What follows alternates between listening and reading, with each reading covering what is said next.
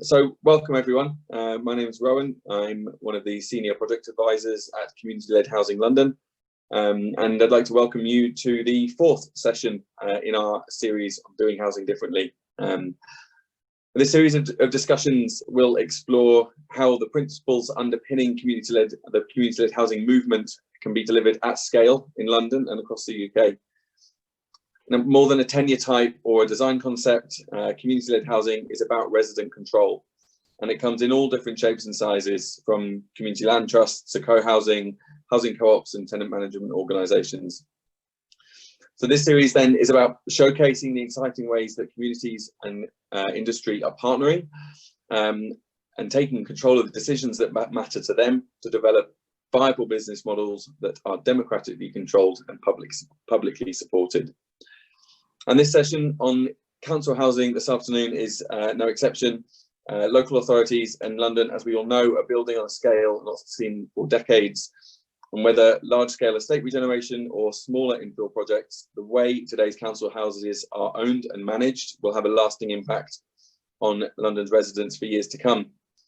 So from co-produced regeneration to long-term tenant management and ownership, this session will be exploring the opportunities for community-led approaches to empower social housing tenants, to deliver sustainable housing models for London's councils, and getting into the detail of what resident representation and control really looks like in today's mixed tenure multi-landlord council developments.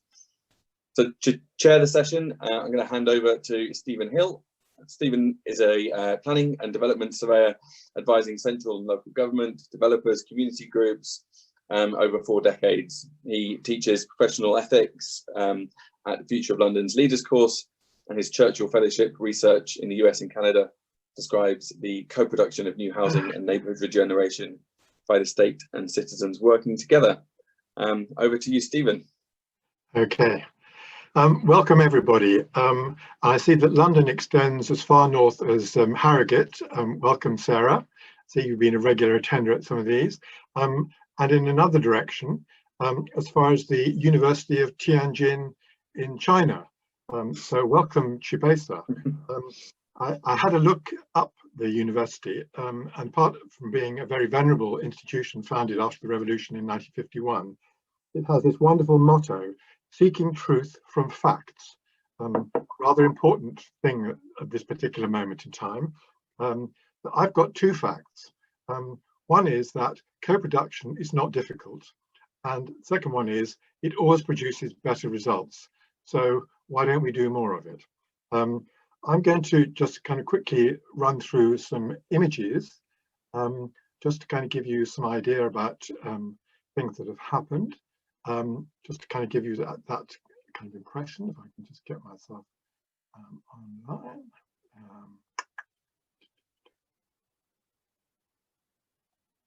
Here we are. Share. Current slide.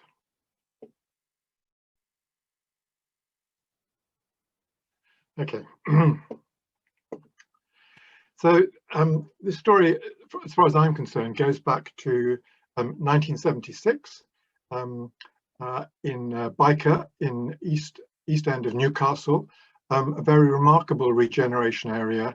As you can see here, lots of little Tyneside flats, 2 front doors side by side there on the left, 1 flat upstairs, 1 flat downstairs, 2 rooms each, and a little scullery. Being redeveloped by the City Council in the mid-70s, and they appointed Ralph Erskine to be the architect, and he set up a project office on site and worked with each phase of residents. So as one area was cleared, he would work with the residents of the next area, and they would move into the scheme that he developed, and produced a very kind of remarkable humane scale of development, with each phase being coloured by the inputs of the residents that were going to live there. And here we are a few years ago, it's still wearing very well. And I think what's interesting about the quality of this and the character of it is that we produced this in 1976. In the mid-2000s, people in the housing world and the architecture and design world were traipsing off to Vauban, Freiburg in Germany, Amersfoort in Holland, and Malmö in Sweden to see housing of this quality. which we had produced a generation before. So I think we learned something about how good co-production is and how it lasts. At that particular moment in 1976, I was running a house-building program in Haringey, and we decided to set up a tenant management cooperative of existing council tenants to be the client of a new build scheme of 50 homes. And their brief was that these homes should not look like a council house. We had quite a long discussion about what a council house looked like. And we all kind of sort of knew what it meant, but it was really quite hard to pin down. So it was a thing that we just left and thought we'd come back to later. But one of the things that they did was they invented what we would now call a home zone or a play street or a shared surface. Again, they did that back in the mid-70s, being very clear about what they wanted to happen outside their front door. And then these are some of the completed houses. And the question I'm going to ask you is, why don't these look like council houses? And you can put your answer in the chat, please. And I'll give you the real answer at the end. Scroll forward a generation, a couple of schemes. This one, Marmalade Lane, now very well celebrated co-housing project, not council housing, but actually remarkably similar to that scheme in South Tottenham. Very simple street with houses and a shared surface. So maybe that's telling us about something that people want. And then, of course, to the scheme that Andy's going to be telling us about shortly at Marmalade Court. And the response to this, when it was opened, here's James Murray, Nicky Gavron and Tom Copley, all at the opening day. And James saying, I'd like to see more examples of this across the capital. Well, yes, we would.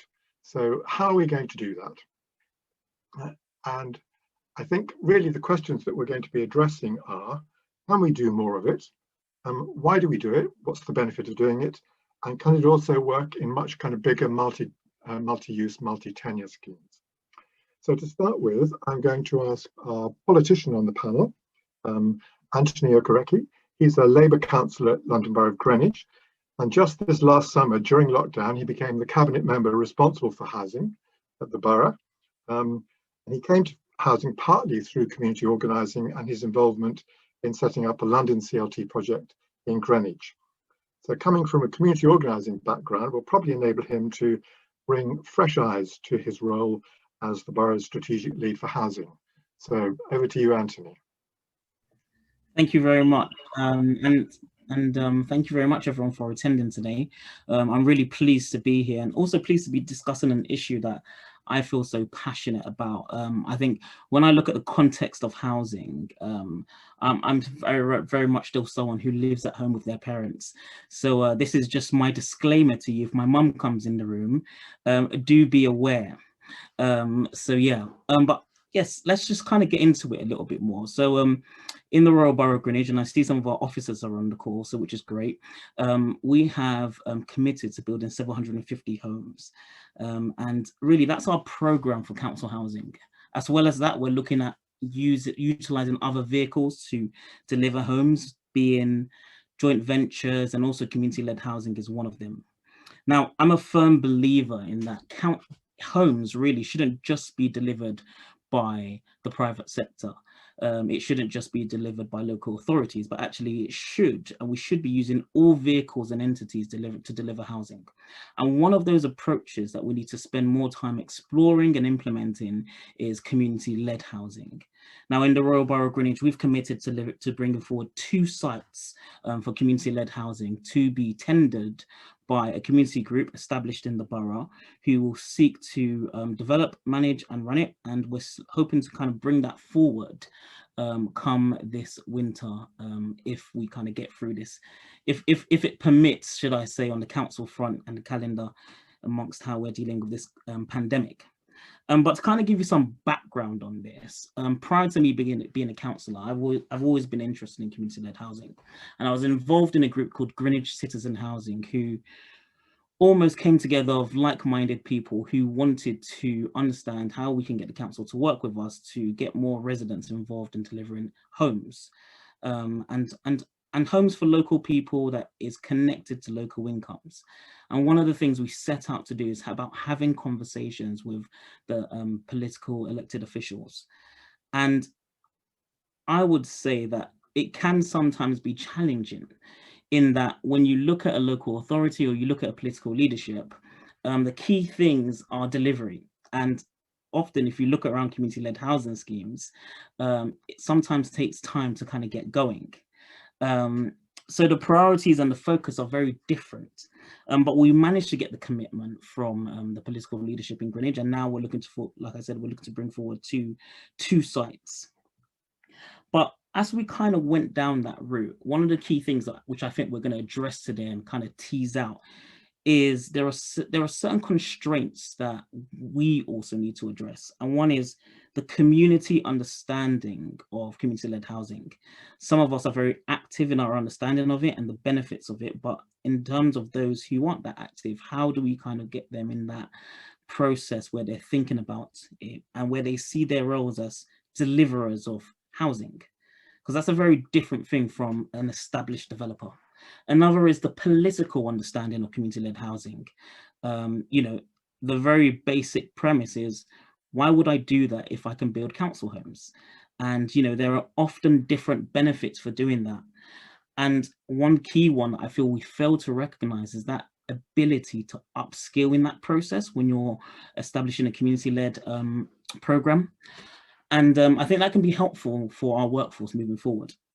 Another one is the lack of understanding between the financial models and the different entities that there are, which I feel needs more exploration. And you know, I'm never the expert, but then it's fair to say that, you know, if you look around, there are several entities. There are several entities that are available to local authorities, to community groups, forums, all sorts of places that can give you that kind of advice.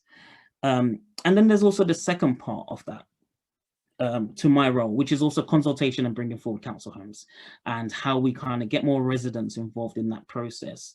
You know, I want to run fast and deliver huge schemes, but key to that is, how do I get the buy-in and expertise of our residents? Because ultimately they are our expert residents. People that live in council homes understand the experience of interacting with council homes, and you know, how they want to live isn't all the same. So one of the key challenges for us is involving them not in just our development program and our consultation program using community groups and local panels, but also how we involve them in the reviewing of what we're building to improve our pipeline. So that's kind of the things that I want to go into today, and I'm sure we'll kind of explore that. But what I would say is that I'm glad we're having this discussion. It's a very exciting time, and it can only get better from here. Thank you. Lovely. Thank you very much, Anthony. I really like that phrase of how they want to live, because I think that is really the key thing, that we don't get fed into the design of new housing or the kind of creation of places often enough. And designers have to take a terrible responsibility often in guessing. And obviously they kind of bring their own background and values into play, which may not be always appropriate. Great. Okay. Well, we're going to move on now to Anne McGurk, and we're going to hear from the voice of the residents. Anne was elected chair of Phoenix Community Housing a few years ago in September 2016. And Phoenix, for those of you who don't know, is a voluntary transfer resident-controlled housing association with ownership of over 6,000 homes from Lewisham some while ago. Anne is retired, but and she was a head teacher in a local primary school for many years. But although she's retired, as a Phoenix resident of long-standing, she just couldn't resist the opportunity to keep busy and lead this wonderful organisation with the kind of regeneration work that they do, and also some new developments. So over to you, Anne. Thank you very much, and thank you, Anthony. You've really encouraged me listening to what you had to say then. Let me just tell you a little bit about community housing. And yes, being the chair, I am proud of the fact that we do things a little bit differently. I'm less proud of the fact that I went to the dentist this morning, had work done on my teeth. So if I slur slightly, it's because My mouth still isn't working in tune with my brain, but I'll put that to one side and just tell you a little bit about our history. So to begin, Phoenix is very definitely the offspring of resident action, resident vision, insight, and underpinning all of that is basically stubborn resolve. Tenant campaigners in our area heard of what's called the gateway model of resident-led housing at a conference they were invited to attend, and they brought the idea back to Lewisham. And attracted by the whole idea of resident-led and resident-owned housing, this was the model that a ballot of residents opted for prior to the stock transfer of our 6,300 plus properties by Lewisham Council. It's the model that saw the birth of Phoenix. About 80% of the properties were built between the wars and had very little work done on them since they were first occupied. And at the time of transfer in 2007, when we were born, they were in serious need of modernisation and repair. And we set about putting that right. But the important thing is, building on the gateway model, we have eventually morphed into a totally resident-centred, resident-led organisation. Phoenix tenants form the largest group on the board of 12. There are 6 residents, 6 independents and 2 councillors. And our rules state that both the chair and the vice chair must be tenants. Tenants are involved at all levels of decision making, from strategic planning through to service delivery and of course things like performance monitoring. This level of involvement, including, by the way, interviewing prospective employees, interviewing contractors and architects, etc., and training alongside staff, helps prevent any sort of cultural gap between the organisation's officers and the community at large. Local insights, knowledge and understanding are valued and actively sought out by officers. We're being slowly drip-fed the news from the Grenfell inquiry, and though it would be so wrong to predict the outcome, I think it's likely that value and respect for local knowledge, opinions and insights were missed from their management decision-making process right from the start. I hope I'm wrong, but I think that's likely to be one of the faults.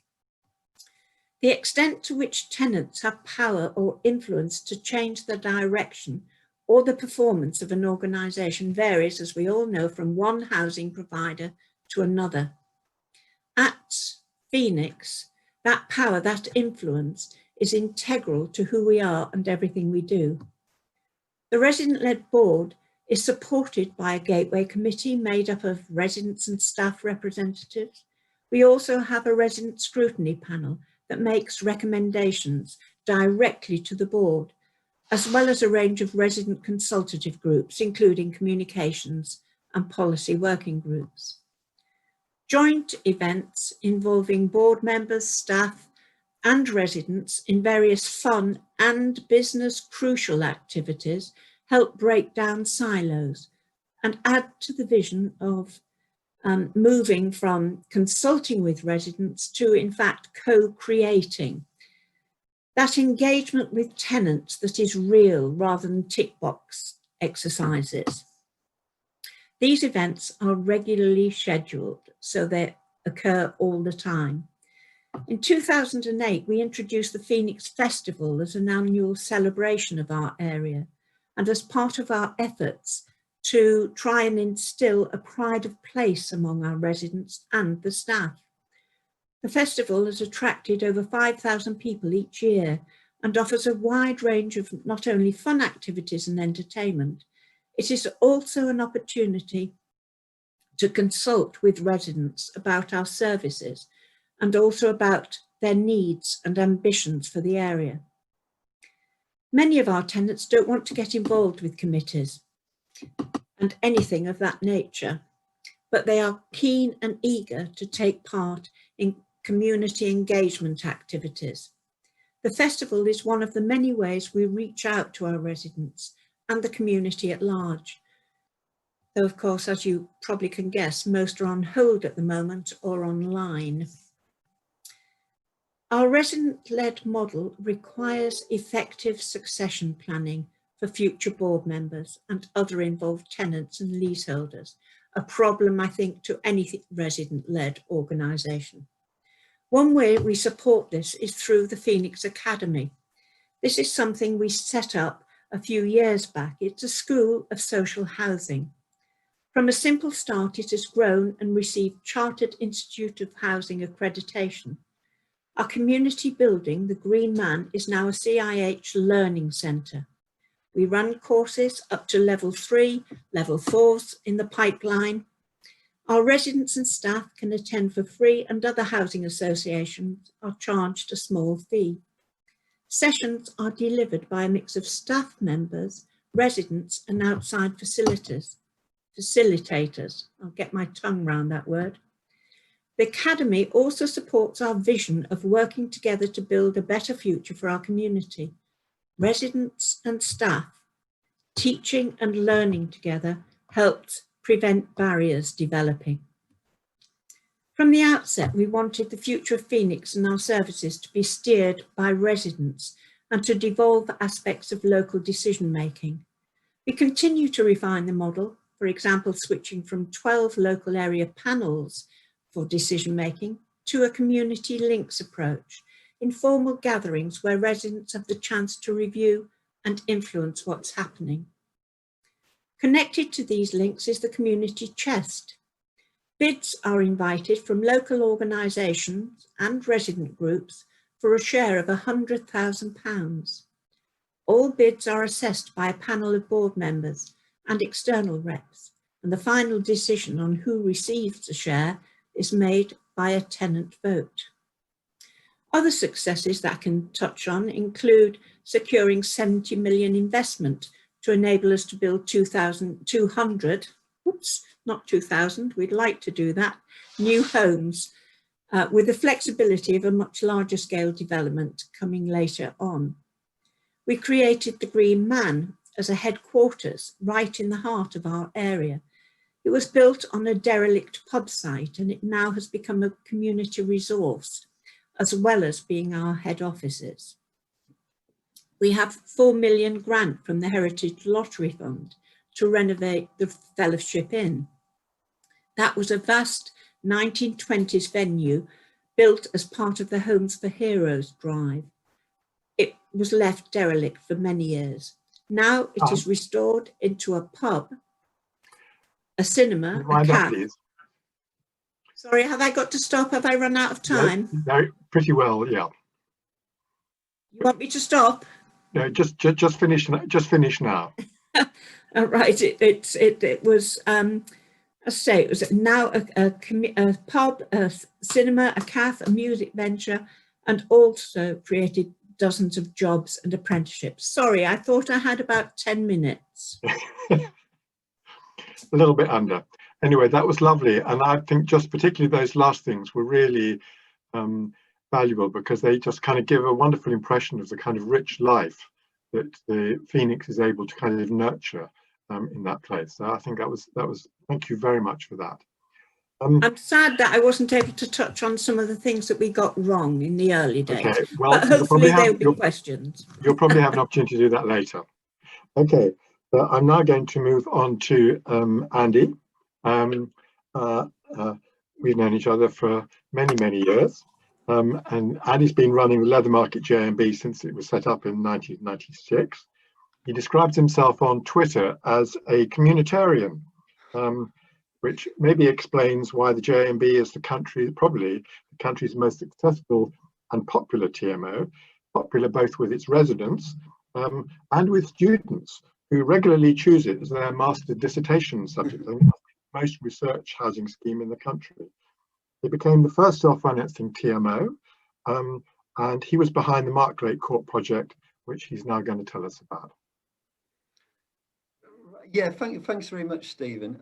I think what I'd better also say is that I've spent 40 years in social housing, and those 40 years we've suffered some very significant defeats. So a couple of years before I started in housing, maybe 33% of people would live in council housing. Now it's down to 8%.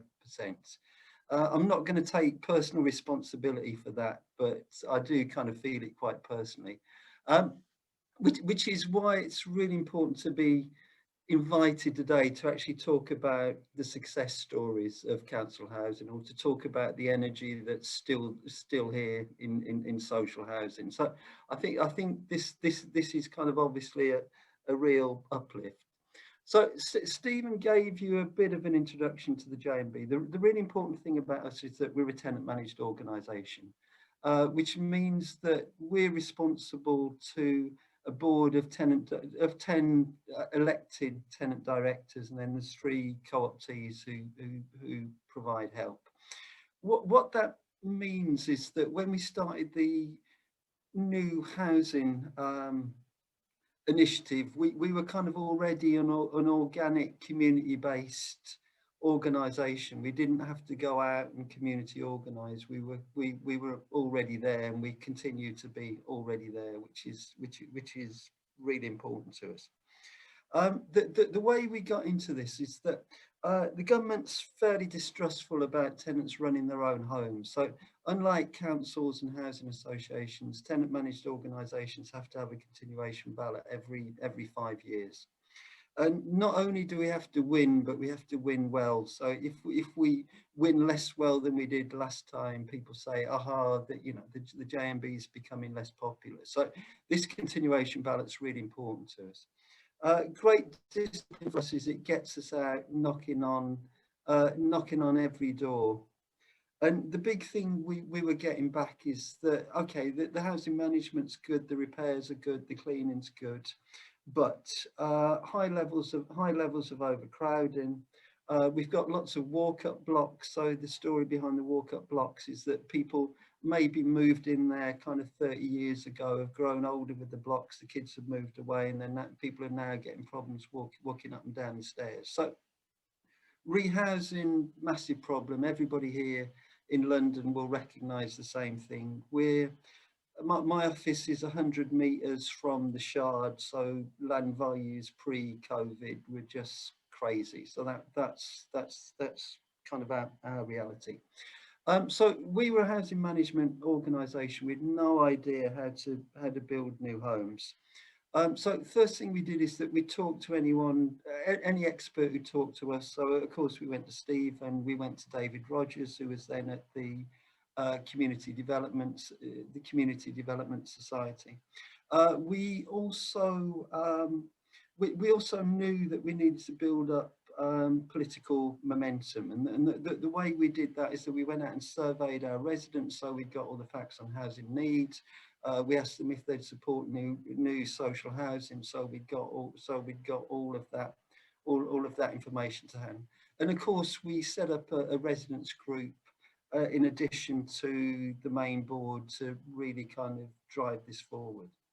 Okay, our story is based on luck, probably luck more than skill. So we got lucky in a number of significant ways. One is that the GLA had got community right to build funding that he wasn't quite sure what to do with. And we just kind of went at the right time and said, look, we've got this idea. And they paid, so the GLA paid for design and feasibility work on what became our first development, which was at Marmalade Court. So if I can move this on, possibly. Okay, not sure how I'm going to do this on the shared screen. Okay, can I move it on one? No, I've just zoomed it. That's not helping me. Okay. Oh, actually, yeah. Got it. Okay, which eventually became this building, Marmalade Court. The second bit of luck, and is that at the time the Southwark Council had got right to buy receipts, and the rules at the time was that if you didn't spend the money, you handed it back to the government, which politically, locally would have kind of been a complete disaster. So as a consequence of the GLA money, we've got a fully formed plan. We could go to Southwark Council and say, look, we know you've got this money, we know that you need to spend it, and here's the plan. As a consequence of that, we reached an agreement with the council that they would give us the land for Marmalade Court. And again, bear in mind, this is 100 metres from the Shard. So this is social rent, council rent housing, which is 100 metres. I keep coming back to this, 100 metres from the Shard. So some of the most valuable land in the country, and we've built 27 council rent homes there. Okay, of course we were kind of very loud about this. We invited Sadiq down across, we invited James Murray across, we invited kind of every influential person who we could possibly think of to come and help us celebrate this.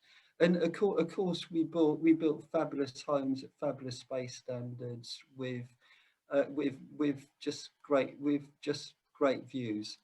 The second bit of luck we had is that just at the time that Marmalade Court was being occupied, that the Mayor of London was coming across, other people were coming across.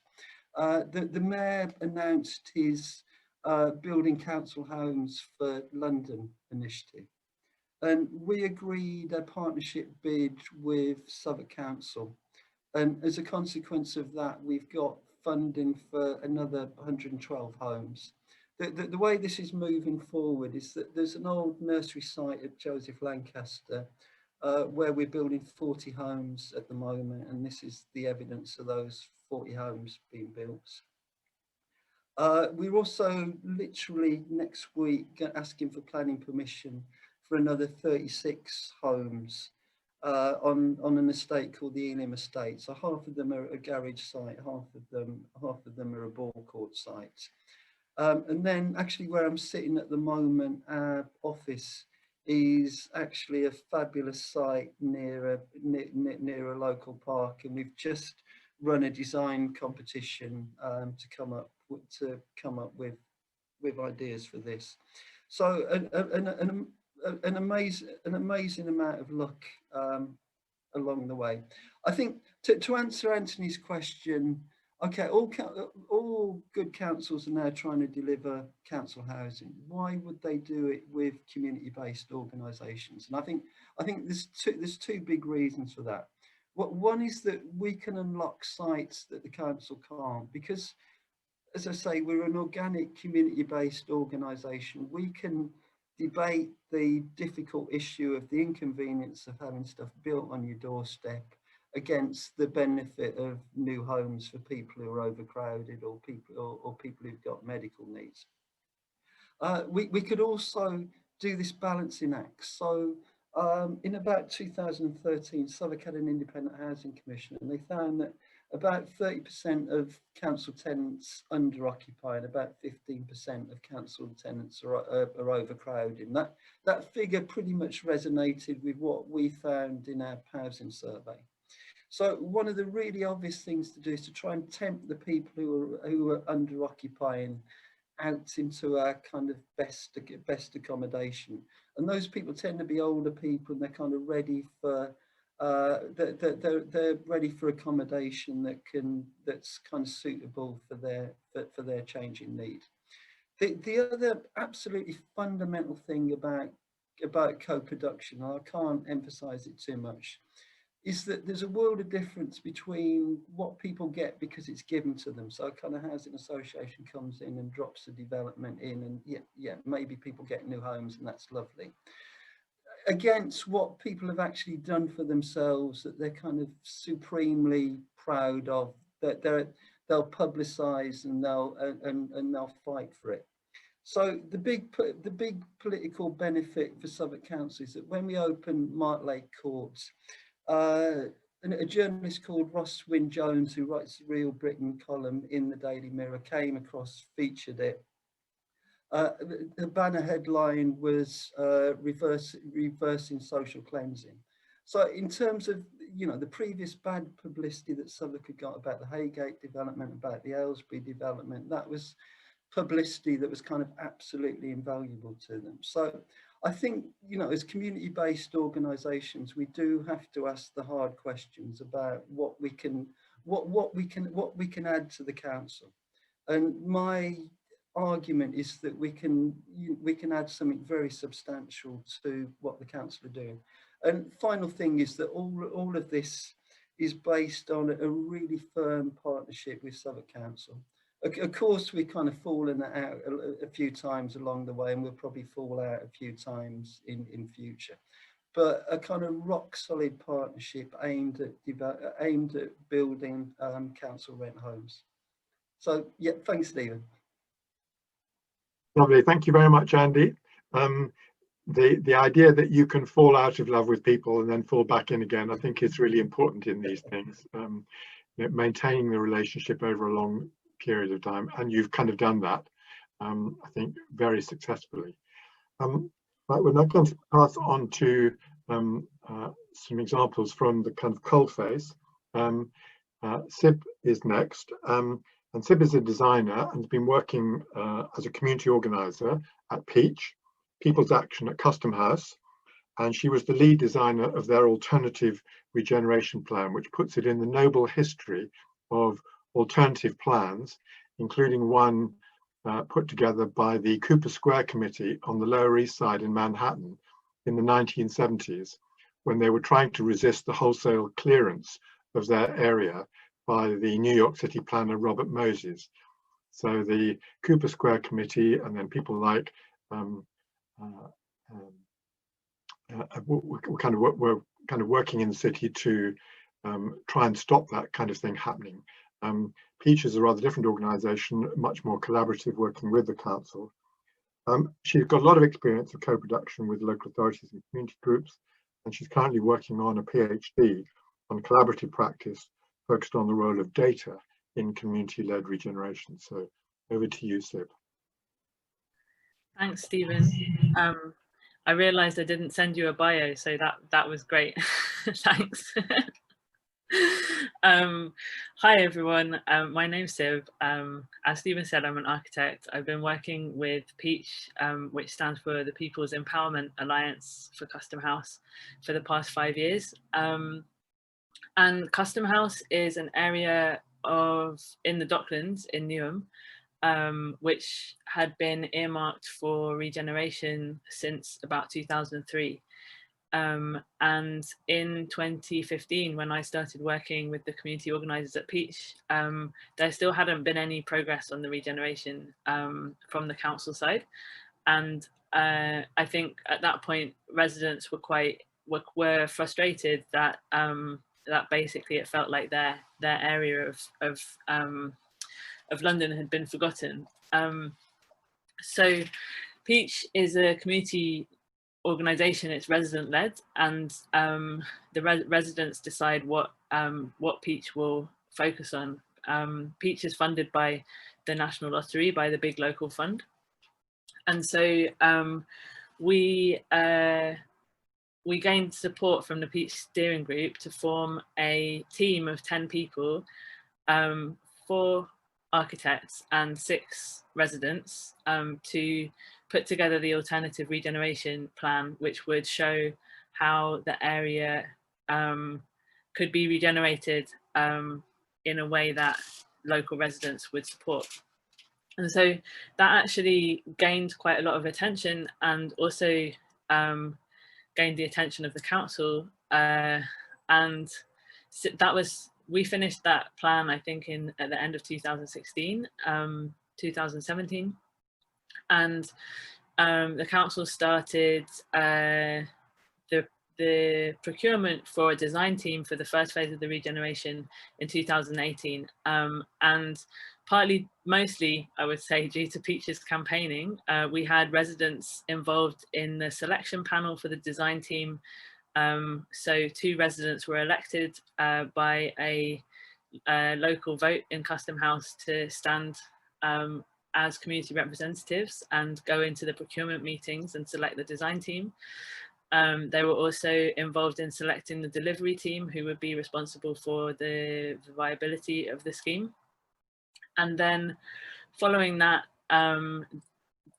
we helped the council to set up a co-production steering group where 6 residents from Custom House were also elected by the Custom House community to stand as community representatives on a steering group panel which would work with the officers in the regeneration team in the council to co-produce the regeneration.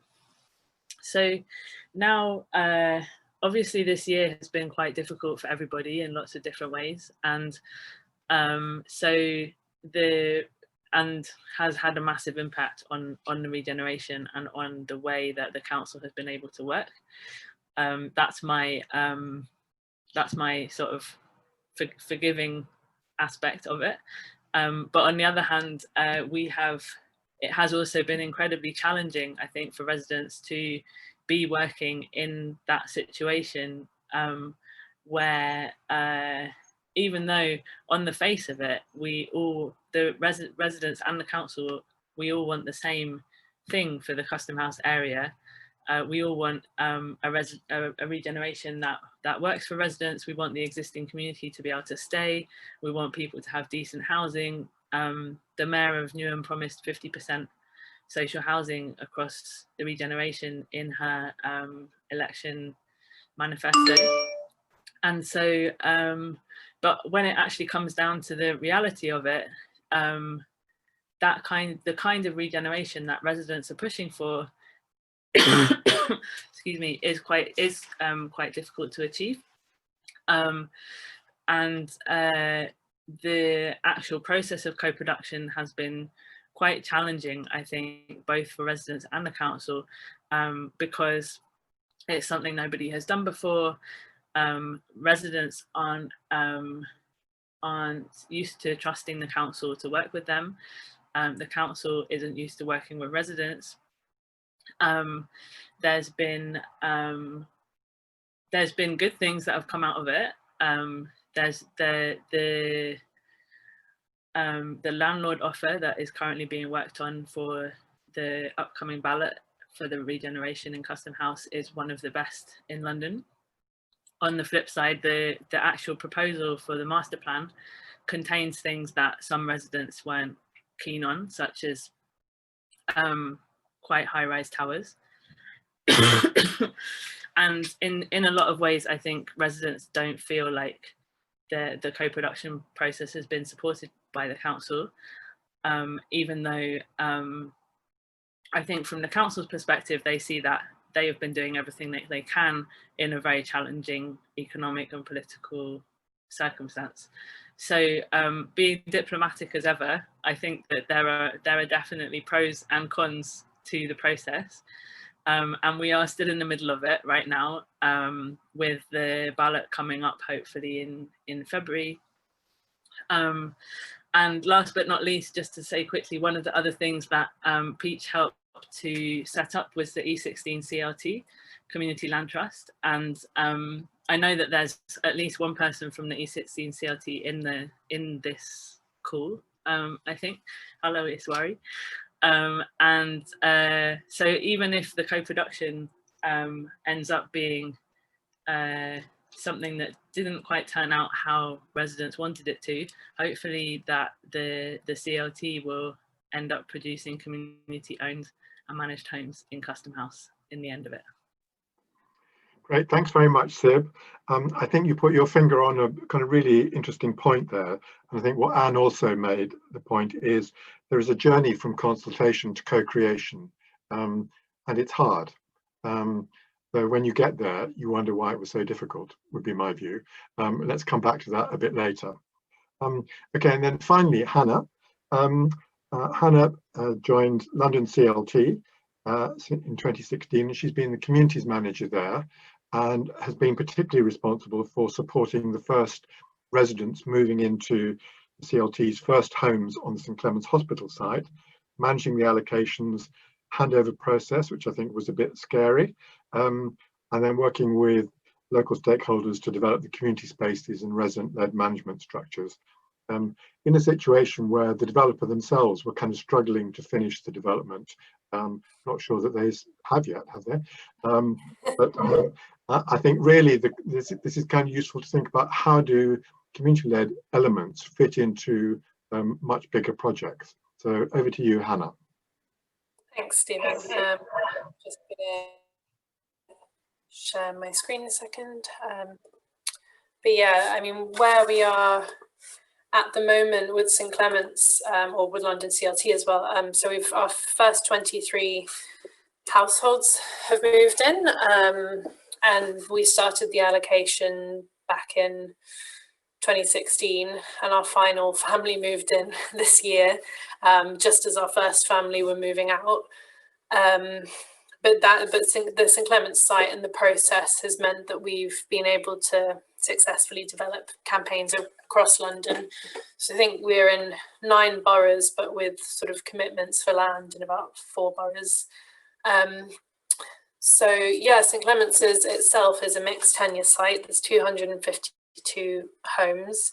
It's led by or developed by Vistry in partnership with the GLA, Peabody, the local council, and Citizens UK and London CLT since the start.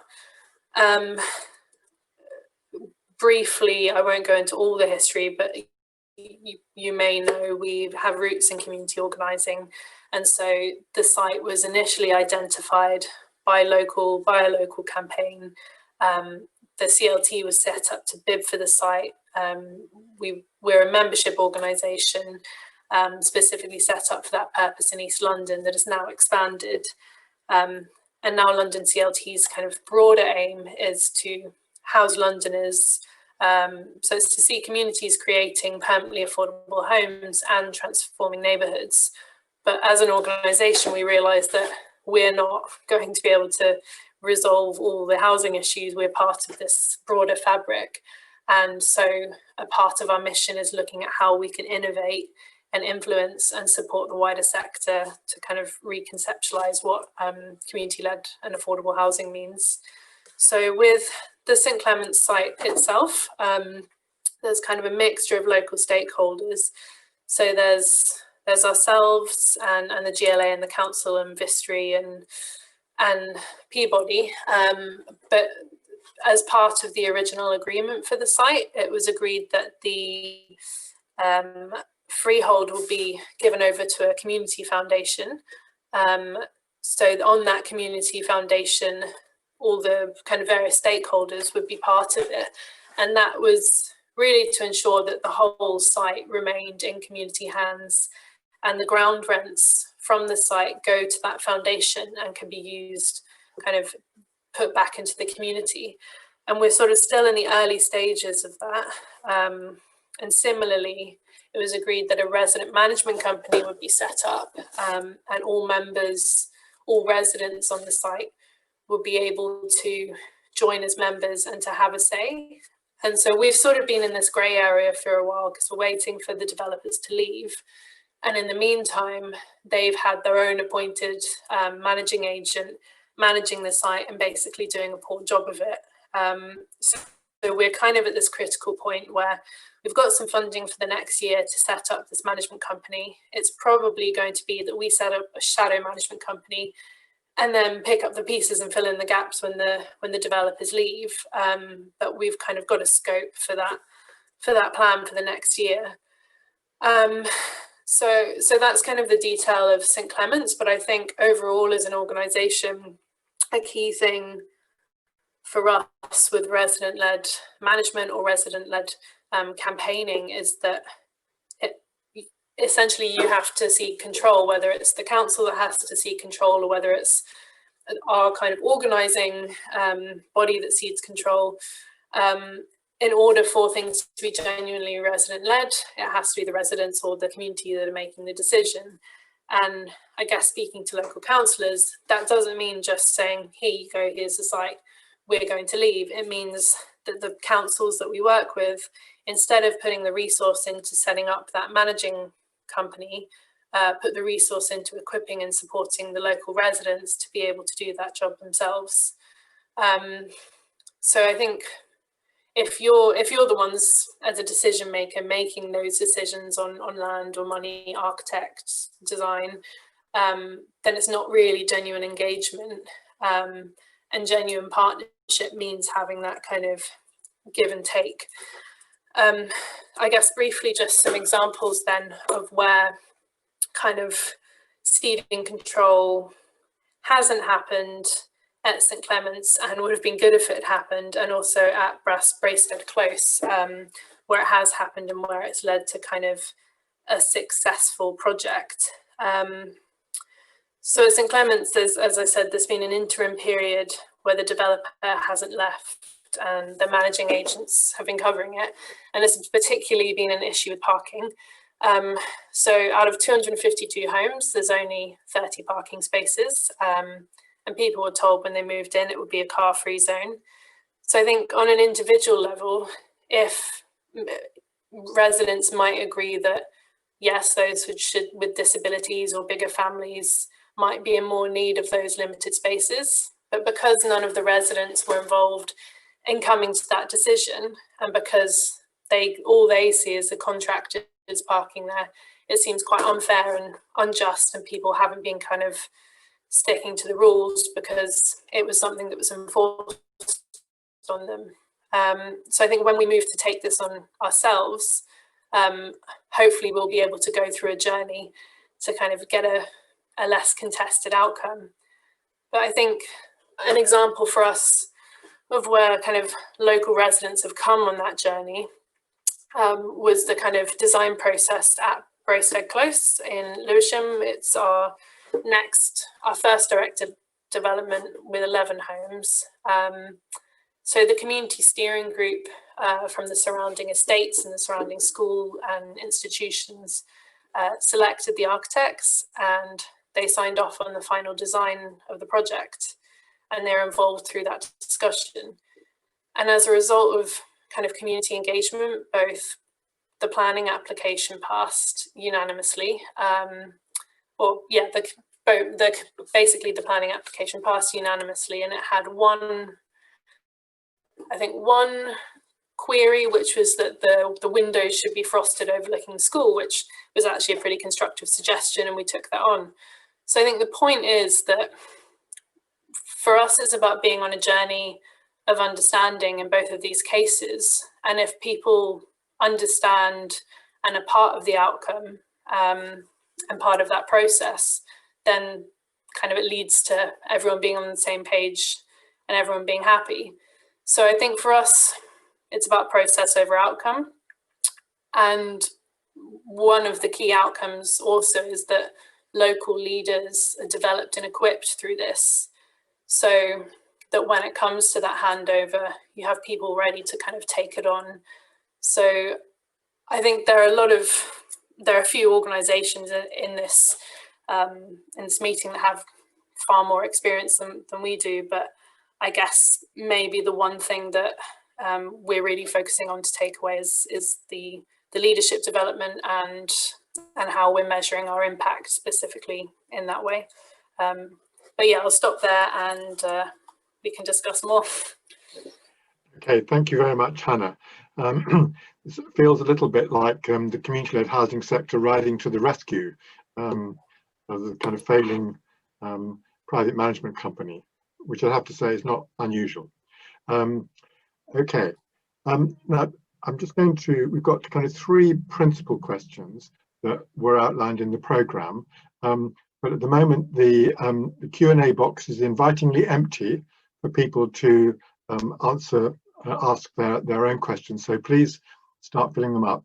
There is one question from Richard Nesbitt already, which is actually one of the main questions that we're going to be dealing with at the moment. So I might come back to you, Richard, in a little bit, if you want to kind of have a follow-up on that.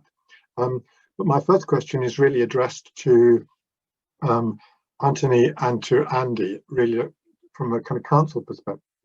In sense, how do you think communities and councils are thinking differently about the way residents can be involved in the design and control of contemporary council housing after a period in which there probably hasn't been that much? I mean, there have been some big gaps, a lot of regeneration in the 90s and early 2000s was very inclusive of communities, but that has fallen away very considerably with some of the examples you identified, Andy.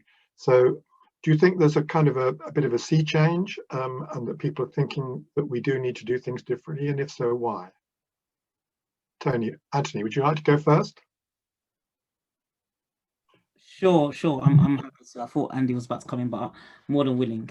I guess first of all, you're totally right, Stephen, in that, you know, for a long time, councils did have that cap on their housing revenue account and weren't necessarily able to, you know, borrow against assets and builds in the kind of large pipeline that they would have wanted to.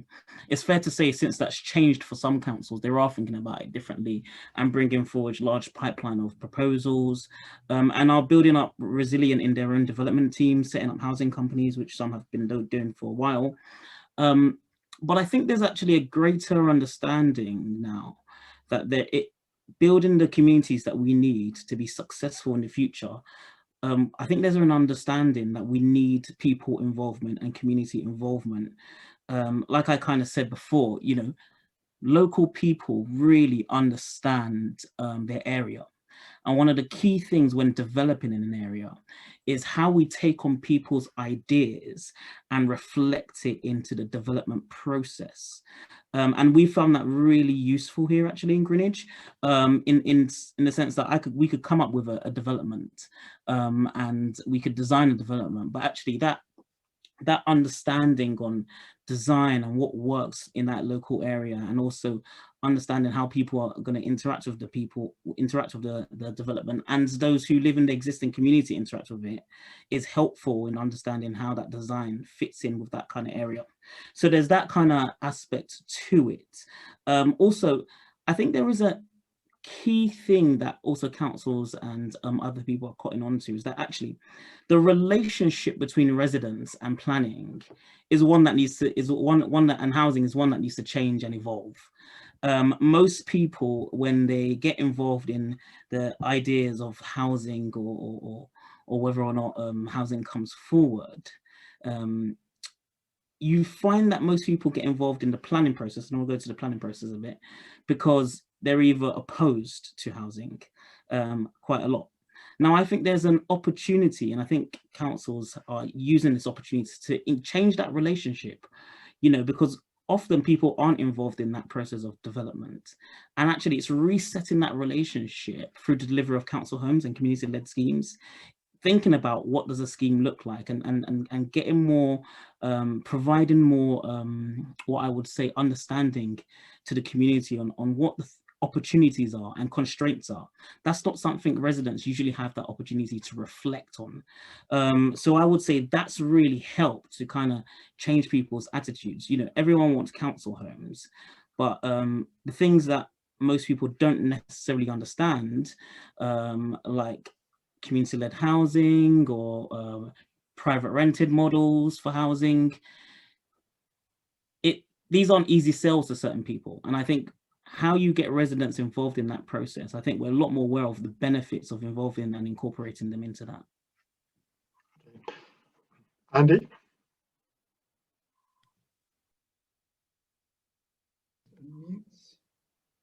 So a couple of important lessons. I think one is the political leadership in Southwark that was really significant. So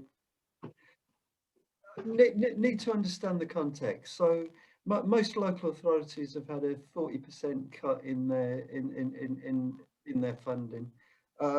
Obviously, money's very tight.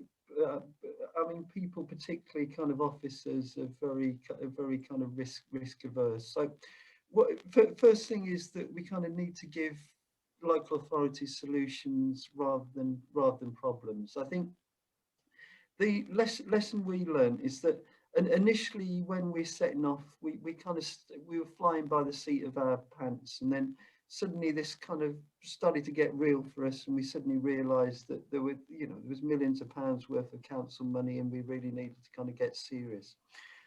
So we took on a programme director, a woman called Beverly Namuthi, and Beverly's just been a brilliant bridge between us and the council. So she kind of understands the council processes and can go to the council and speak council.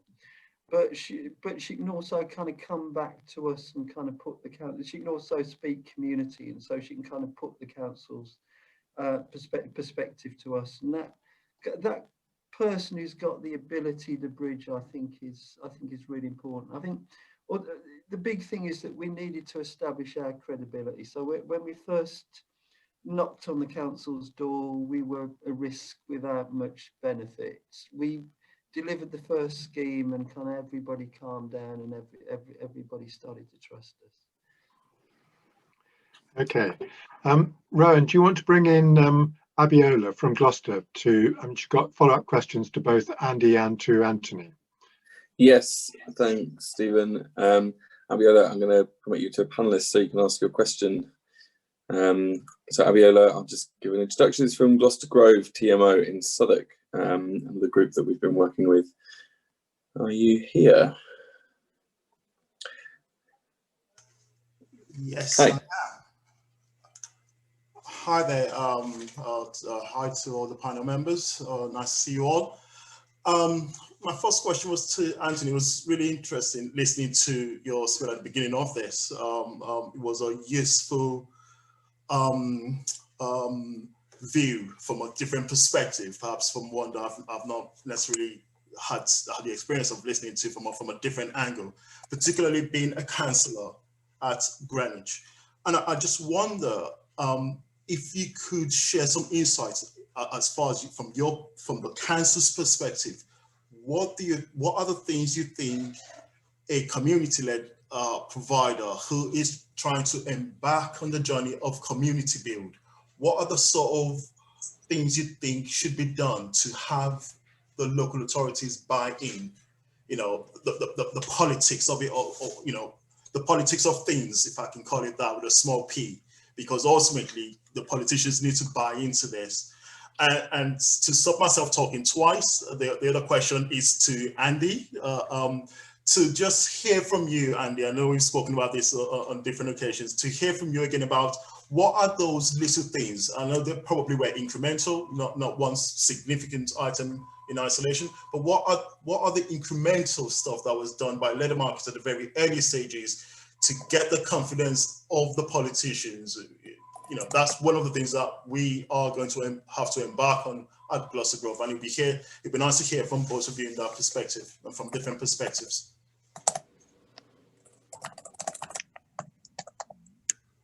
Thank you. First of all, I think from a community perspective, I think first of all you need to understand priorities of the local authority, one. And understand their goals, aims in terms of their delivery program. That's number one. And I guess from my experience of sitting on a community group, the questions are always, well, why have we not got the land?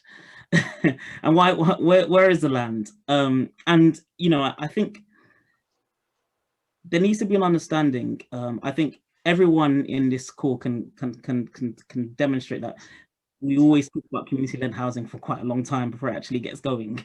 But actually, I think that process on working with politicians and engaging with people, it is a slow process, but it's needed, because I think Sid mentioned it earlier about building trust. And it's really important to kind of first build that trust. And by doing that, and one of the key things to that is recognizing what the priorities of the other person is. And that is political priorities, that is officer priorities, and that is community priorities. Now, there is a tension and sometimes conflict in terms of, I need to run ahead and deliver as a council. And you know, I think sometimes that tension comes into it. But if you look really closely, what you will see is that all our priorities align and our self-interest align, and we're all heading in the same direction. So it can be done. So from my perspective, one is first having those individual conversations with councillors, sitting them down and saying, look, this is what I recognize, this is what you are trying to achieve. So therefore, how can we be of benefit? This is community-led housing. This is how we can help. Can we have a discussions? And not just having that with the leadership of the council, having that with the backbenchers, those who aren't in political positions or seniority. Those individual conversations are really important. But also, one thing politicians respond to are people, movements, in numbers. So I would always focus on getting the numbers first, and then using that to demonstrate the need. You know, when I don't like to use Extinction Rebellion as an example, but the reality is, you know, the numbers that came up had all MPs saying, "Oh yes, we support this agenda," and you know, it's really important to recognise that, demonstrate councillors the need of people in their local community, and say, "Look, you have 10 people in your ward that want this, and this is how it could deliver to them." And you know, councillors and politicians respond to things that they can see. I would say officers have a different priority in terms of they need to get on and deliver. They have budget constraints. They have things that they need to get in on time to deliver a site for, and funding constraints which have to be spent by a certain time. I think communities need to recognize that that sometimes the officer relationship also needs to be established through the politicians bringing them to the table, but also recognizing that you know, there are certain loopholes and things, that processes that they need to go through that sometimes do take a while. So I would say set up those individual conversations, talk to people, get the community behind you. When I look at what's happened in Greenwich, one of the greatest things that has led, you know, in Greenwich Citizen Housing started in 2018. We're now allocating 2 sites in 2020. It's probably unheard of in the community-led housing kind of world. But what I would say is that there's still a lot of work that we need to do to get the community on board. And that, in my opinion, is a starting process and starting point. Thank you. Okay, thanks very much. I want to move now to our kind of second main question, which was, what mutual benefits does a community-led approach to council housing bring to both tenants and social housing landlords? And I actually want to broaden that out a little bit, because certainly that kind of mutuality of interest, which doesn't necessarily need to be the same interest. And certainly when I did my research in the USA, you'd find that community-led groups would have one story about what they wanted and why they wanted politicians to help them. And the politicians might then have had their own story, which might have been the same, but often it might have been quite different. And it's about how you find that blend of stories that you're both satisfied with. Well, I wanted to ask particularly Anne, and to maybe also to reflect on those things that you were saying you wanted to say didn't work. I think things that we might learn from that. But over to you. Thank you.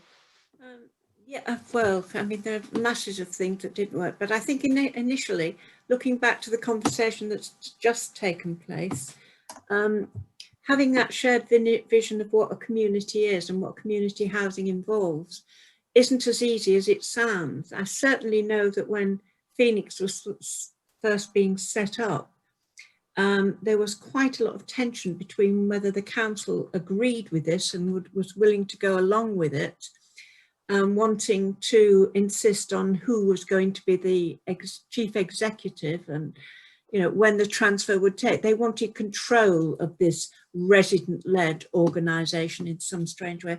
But, you know, that's a whole history and a whole debate in itself. We got there in the end. And eventually now we welcome our councillors on our board. And they're not automatically on, you know, they have to be be able to get into the way we think and operate. But there will always be a conflict between what community housing is about and how community develops, between the politicians and the local residents.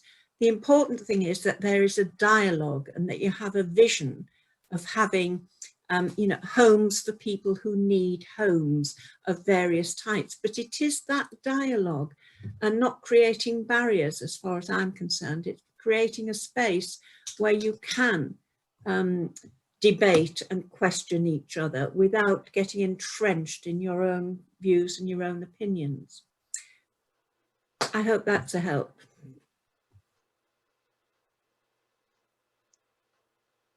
You're muted, Stephen. Rowan, are you going to bring in Suzanne? I think just while you're kind of setting that up, the kind of question that seems to be coming over and over is, how do you create that trust? And how do you sustain the relationship over a long time through often very kind of practical issues that might take a long time? I know that Suzanne and Richard, who asked the general question about what are the benefits of both councils to do this, both work together. So Suzanne, would you like to ask your questions? I can read it out. Jeff, Rowan, read it out first. Yes, sorry, Suzanne, you did ask me to read it out. So I think this relates particularly to the work of Peach, but I think probably a number of others as well.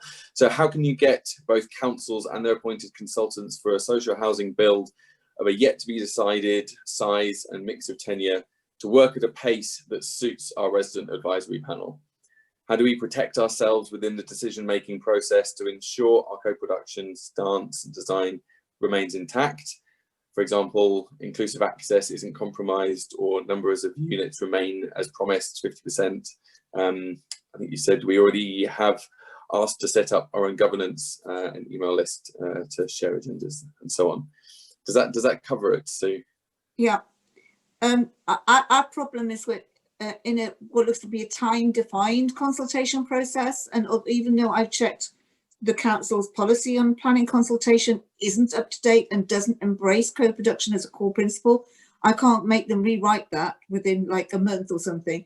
So the consultants are operating on a very limited brief, and I've already had to become like an adjunct provocateur to try and get them to slow down, because they want to put stuff in place before an important Defend Council Homes policy document is passed, which actually gives us the right to completely veto something if we don't agree with any of it. That essentially, not that we own it, but that we have the right to dispute anything being sold or demolished or anything. But it's just the fact that we don't seem to be being taken seriously enough, and the engagement process hasn't been wide enough for the time that we've been given. If we had like 6 months for this consultation, we could maybe get it right, but we don't have that. They want to steamroll the first part through before the end of March. Could you also just say where you're coming from, what council you're dealing with? Oh, right. This is London Borough of Hammersmith and Fulham, who I have the conflict of interest because I actually work as a co-producer in an implementation group that's working on the back of a very good disabled commission, which is doing a long piece of work.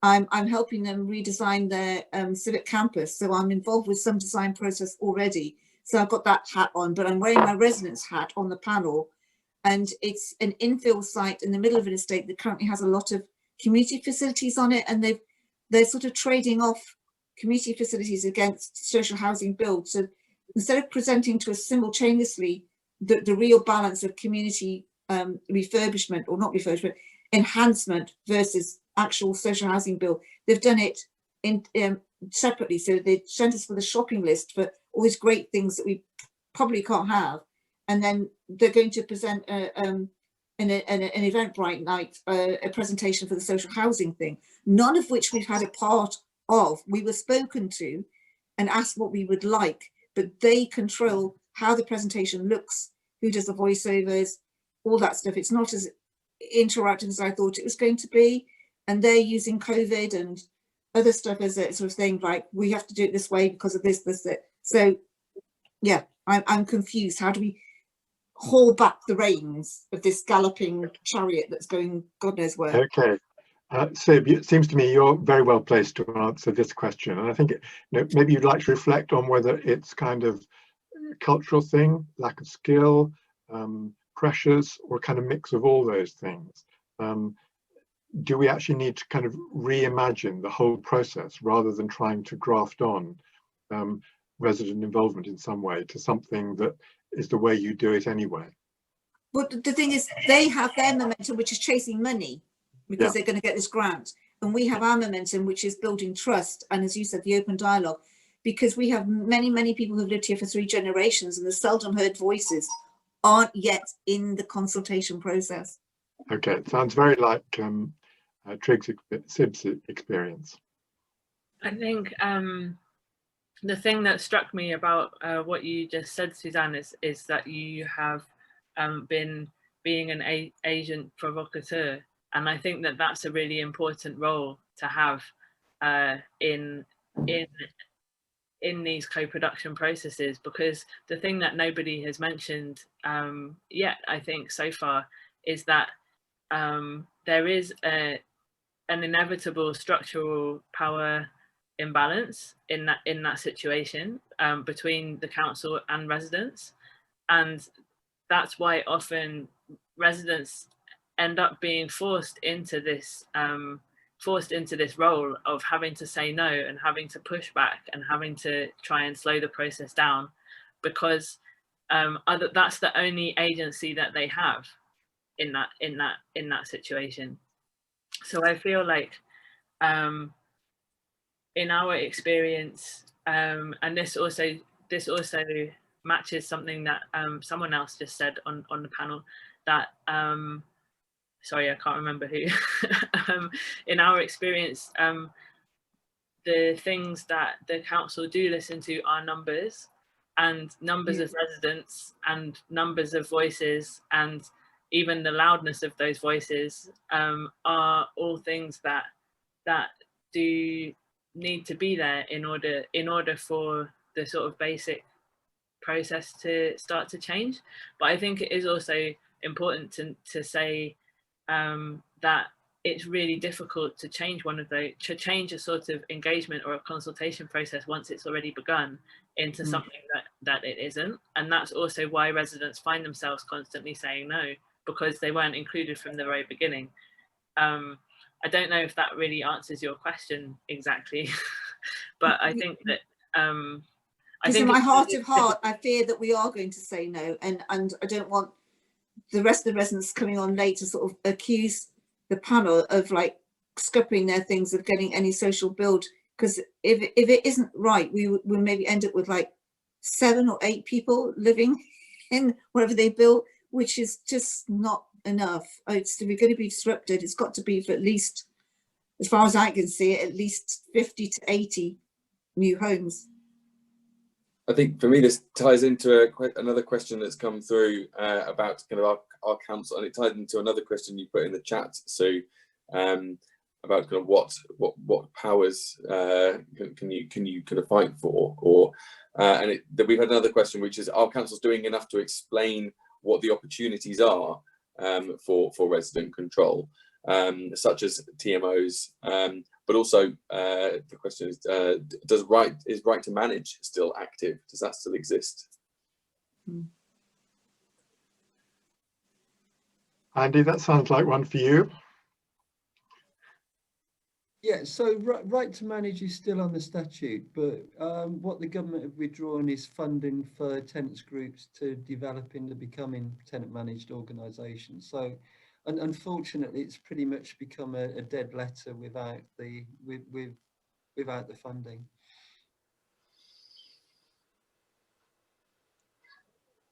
There is some work going on at the moment between the Cabinet Office and MHCLG to try and reinvigorate that programme, and maybe even to go a little bit further. I better not say any more about that at the moment. And bring some money to bear, Stephen. Pardon? Money? Money. Yeah. No, it would be to reinstate some of the earlier programmes. Oh, brilliant! But I suspect it will be all caught up in the social housing review, which is due out kind of any day now. I think today, actually. Yeah. I mean, I just think the issue that Hannah raised about the work of community-led housing groups in multi-tenure schemes, and I've certainly had experience of working with community groups that want to be part of a bigger scheme. Clearly can't have ambitions to do the whole thing, although 1 or 2 have. And there are kind of issues of kind of credibility, practicality, and so on. But really, Hannah, or indeed any of the other panelists, what are your thoughts about how community groups can get involved in bigger schemes, and what particularly in terms of value can they add? Why would developers or local authorities want to include a community-led housing element as part of those schemes? Hannah, do you want to go first? Yeah, sure. I think we're a bit of an odd situation, obviously, because we sort of campaigned to get recognised. So it's sort of on our terms. There's been a bit of it's an ongoing process to kind of connect with the different tenures. Obviously, we've got social housing, there's our CLT, which is a leasehold, but at kind of a third of the market rate linked to incomes, and then the majority of the site is private residents. And actually quite a lot of the residents on the site that were sold the homes privately weren't properly marketed.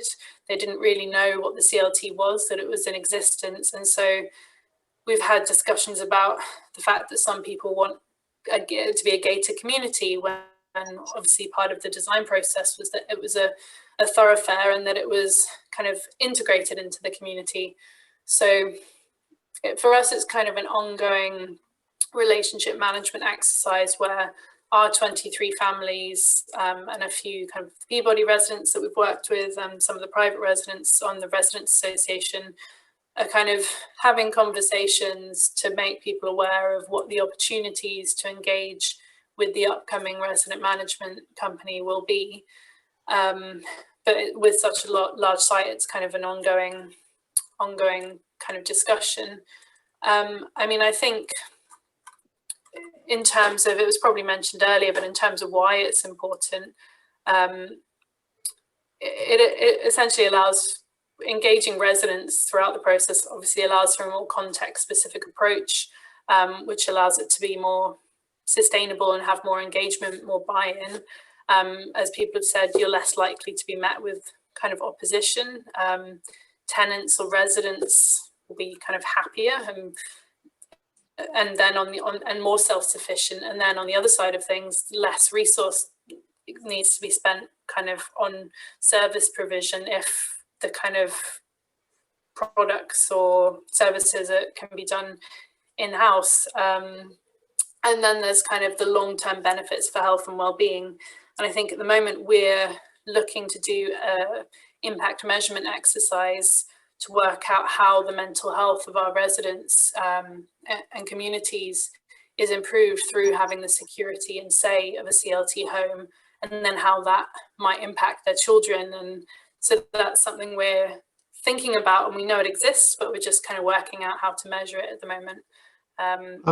Hannah, do you think that when the first cohort of CLT residents signed up, do you think they had any idea what they were getting themselves into for?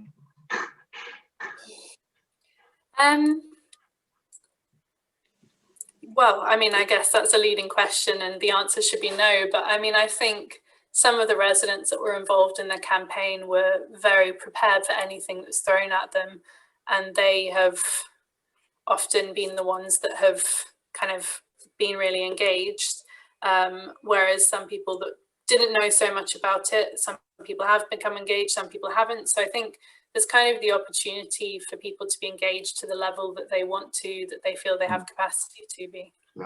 Yeah. No, I think that's important. Not everybody has to be an activist. Andy, I just want to kind of ask you, I mean, although you're developing primarily in and around council property, in a kind of more mixed tenure area, do you think there's an important role for community involvement and community ownership, and it brings something that's worthwhile and that local authorities should encourage? Yeah, okay, so we're a council housing organisation, and our obsession is council housing, and we've kind of thought very hard that what we develop should be 100% council rent. But I mean, everybody in London knows the kind of horrific problems in the private rented sector, the number of the percentage of people who are spending over 50% of their income on rent. I mean, one of the big things I'd say as a council housing person is that council housing is there to provide security of tenure. and because council housing's been obviously so radically demolished, that there's a lot of people in the private rented sector who desperately need the security of council housing. So I had lots of discussions, particularly with Callum at the CLT, about providing housing for people who are just kind of paying inordinate amount of rents in the private rented sector. So yeah, in London, absolutely critical. Okay, fine. Well, we are very nearly time up. So I'd like to thank all the panelists very much for their contributions. You're probably thinking that my initial statement at the beginning was that co-production is not difficult, probably sounding a little bit more difficult than I gave you the impression. But I think it's very much depends on your state of mind about how you start off, how you tackle it, about whether it's difficult or not. And if you want to do it, I think you'll find it a lot easier than you imagine. Just before I sign off and hand back to Rowan, I did ask you in the chat to say, why didn't those houses in South Tottenham look like council houses? I think the only person who answered, in fact, got the answer absolutely spot on. I can remember when this scheme got its planning permission, we all had a kind of evening out and celebrated. And we just as a kind of joke said, well, why don't these look like council houses? And one of the members of the co-op said, oh, for God's sake, said, haven't you worked that out yet? Said, it's because we made them. And I think that's a kind of a very important lesson, is what places look like is much less important than we imagine. It is that kind of sense of ownership, sense of belonging, sense of identity with that place that you've made. As you can see, they were kind of quite simple, ordinary houses, as indeed were Marmalade Lane. The fact that they've won amazing awards, I think, is more a reflection of the people who populate it, so much as the architecture. Anyway, thank you very much for listening, and I will now hand back to Rowan. Thanks, Stephen, and thanks to everyone. I think this has been a really valuable discussion, and if it's shown kind of us anything, I think it's that there is a broad spectrum of mechanisms and approaches to empower residents in contemporary council housing, or any kind of housing at the scale that we're discussing here. And I think we're really excited to be starting to work more in the kind of tenant representation world, as we kind of engage with more TMOs and more councils as well. So I'm just going to wrap up and say thank you to everyone. Thank you to our panelists, to our attendees. This is the 4th, so we've got 2 more events in this series. Tomorrow morning we will have our developer-enabled community-led housing, looking at how the private sector can empower residents in house building. And then tomorrow afternoon we have one on housing cooperatives. We'll be sharing this, and if you want to kind of engage with these conversations in more detail, then do please get in touch with us via our website. And we will look forward to seeing you all in the future. That's all for now. Can I say one parting shot about co-production? My advice: co-production is like a tug of war. You have to learn to dig in your heels, develop plenty of stamina, and swing and sway as it gets pulled, and don't get burnt. Yeah, I think that's right. And at the start of Hannah's response to what's the value, your first thing that you said was London CLT campaign, and that's the value that it brings to councils as well, is that you're not campaigning against, you're campaigning for, which I think is a lesson from Peach as well. So numbers make a difference. All right, thanks everyone, and I'll see you soon. Thanks, Ron.